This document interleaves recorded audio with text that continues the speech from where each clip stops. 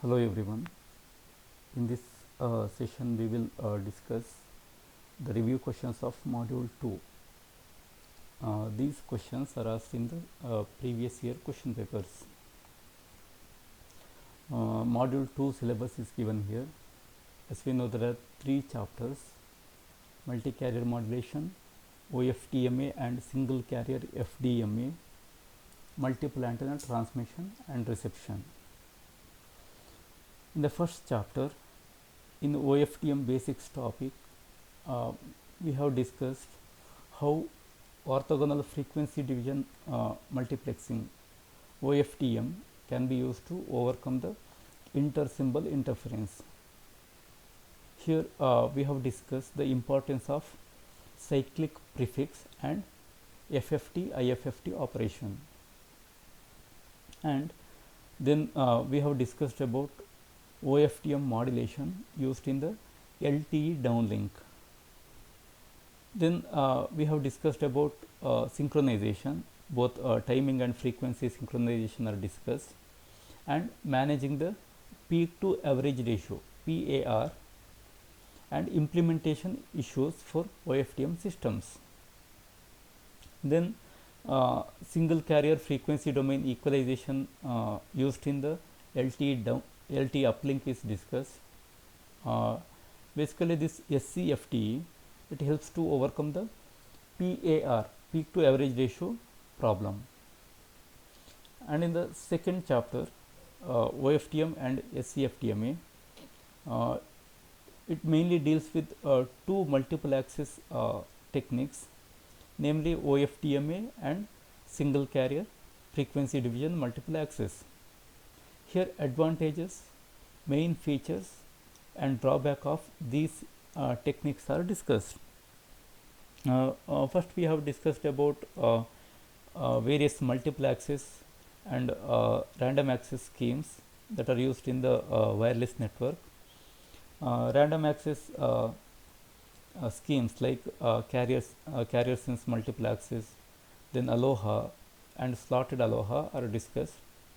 And also we have discussed multiple access methods like time division multiple access, frequency division multiple access, and code division multiple access. Its advantage and drawbacks are discussed. And then in the second part, we have discussed orthogonal frequency division multiple access and single carrier frequency division multiple access used in the LTE.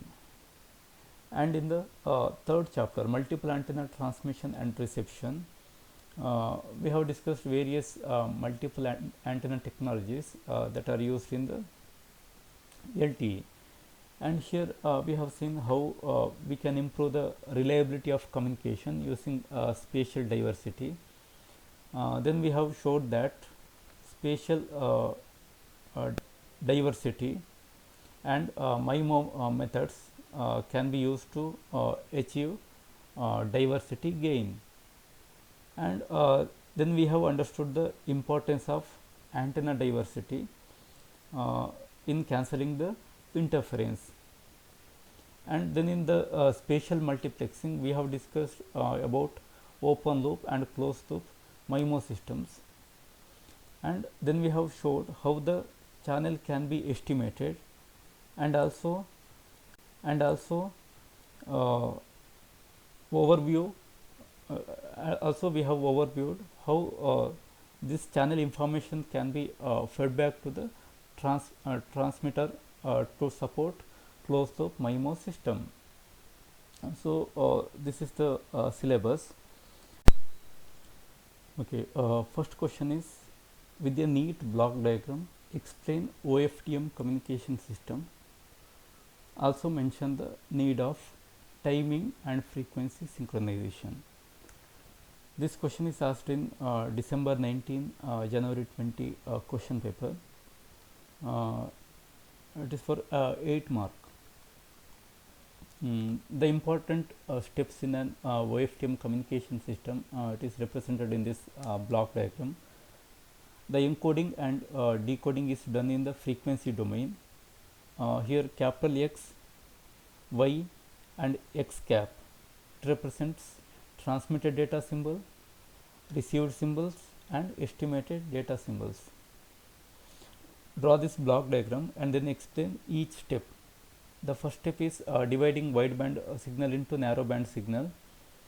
Here bandwidth of the wideband signal is considered as capital B, and number of narrowband signal is represented as L. Therefore, bandwidth of the individual narrowband signal is B by L.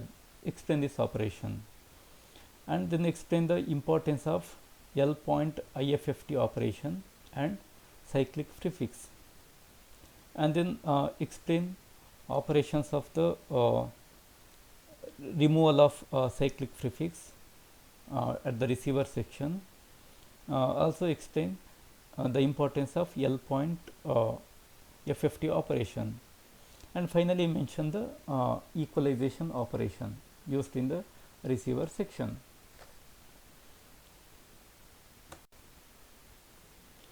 And in the second part, explain the importance of timing and frequency synchronization. For this, draw these two figures. Here, first figure, it represents OFDM synchronization in time, and the second figure, it represents OFDM synchronization in frequency. Here, 2 subcarriers in the time domain and 8 subcarriers in the frequency domain are shown. Fc equal to 10 megahertz, and the subcarrier spacing delta f is 1 hertz. For demodulation of an OFDM signal, this timing and frequency synchronization is required. After drawing this figure, explain the importance of timing and frequency synchronization.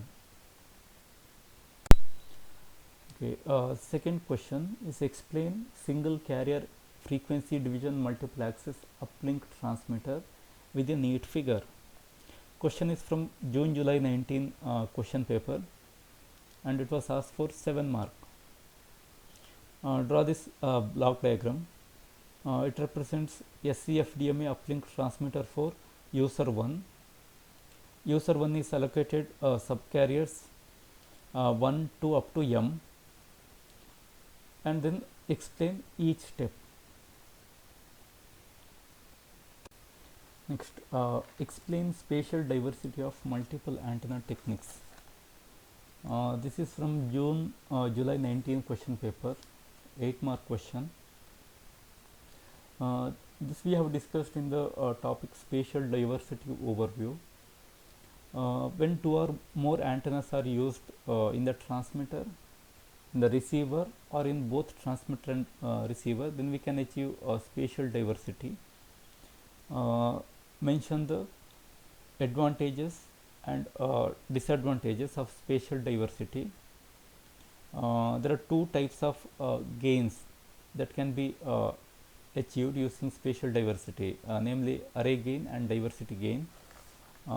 Give the definition of array gain and diversity gain, and mention the combined SNR equation and average bit error rate probability equation. Then explain how data rate can be increased, and explain the effect of spatial diversity on the coverage area and transmitted power. Next question is explain open loop MIMO in spatial multiplexing. This is from June-July 19 question paper, and it was asked for 8 marks. Basically, spatial multiplexing can be performed with or without channel knowledge at the transmitter section. In open loop MIMO, channel feedback is not required. This open loop technique are used to suppress the interference that results from the multiple transmit antennas.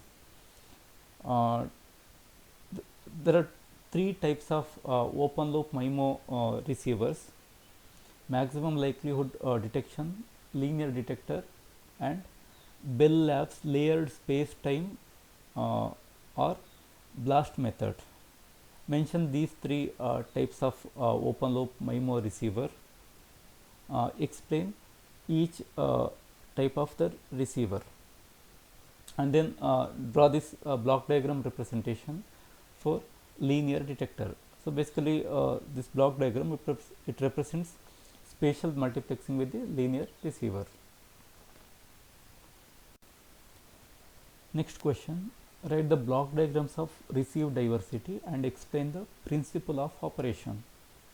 This is from December 19, January 20 question paper, 8 mark question.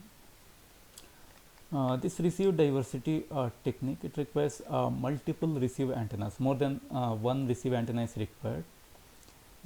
There are two types of combining algorithms that are used in the receive diversity, selection combining and maximal ratio combining. In the figure A, as you can see here in the receiver block, it is represented as select best antenna. So this figure A, it represents selection combining block diagram, and figure B, it represents maximal ratio combining block diagram, MRC. Explain both the algorithms and mention the equations. Show that bit error rate probability can be improved using selection combining method and maximal ratio combining.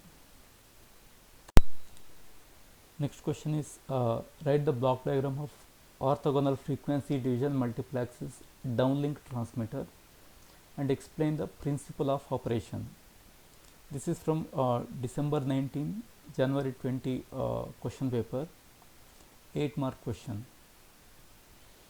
Here explain how multiple axis system can be developed using orthogonal frequency division multiplexes. Then explain the subcarriers time frequency slice allocation. Draw this block diagram which represents OFDMA downlink transmitter, and then mention the function of each block. Next question is explain the spatial multiplexing MIMO system and the key points of single user MIMO system model. Question is from December 19, January 20 question paper, and it was asked for 8 mark. The spatial multiplexing MIMO refers to dividing the high data rate input stream into m parallel data streams. Draw this block diagram. Here m equal to nt is considered. That means we have nt number of transmit antennas, n are number of receive antennas here. Basically it is a MIMO system. Write the mathematical model y equal to hx plus n.